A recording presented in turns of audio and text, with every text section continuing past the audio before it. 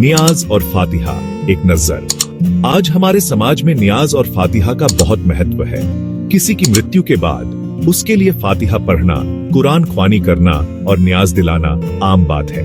लोग मानते हैं कि ऐसा करने से मृतक को सवाब मिलता है और उनकी मगफिरत होती है। लेकिन क्या इस्लाम वाकई में ऐसा करने का हुक्म देता है?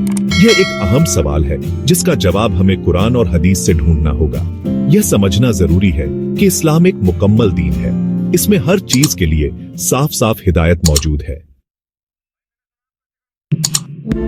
इस्लाम एक मुकम्मल दीन। अल्लाह ताला कुरान में फरमाते हैं, आज मैंने तुम्हारे लिए तुम्हारे दीन को मुकम्मल कर दिया है। सूरह अल-माइदा 3। इस आयत से साफ है कुरान और हदीस में हमारे जीवन से जुड़े हर पहलू के बारे में हिदायत मौजूद है। हमें किसी और किताब या रिवायत की तरफ मुंह करने की जरूरत नहीं है। इस्लाम हमें बिदअत से बचने का हुक्म देता है। बिदअत एक खतरनाक राह। बिदअत का मतलब है दीन में नई चीजें जोड़ना। रसूल अल्लाह सल्लल्लाहु अलैहि वसल्लम ने बिदअत से सख्त मना किया है। बिदअत से दीन में गलत फहमी फैलती है और अल्लाह की नाराजगी मोल लेनी पड़ी रहती है।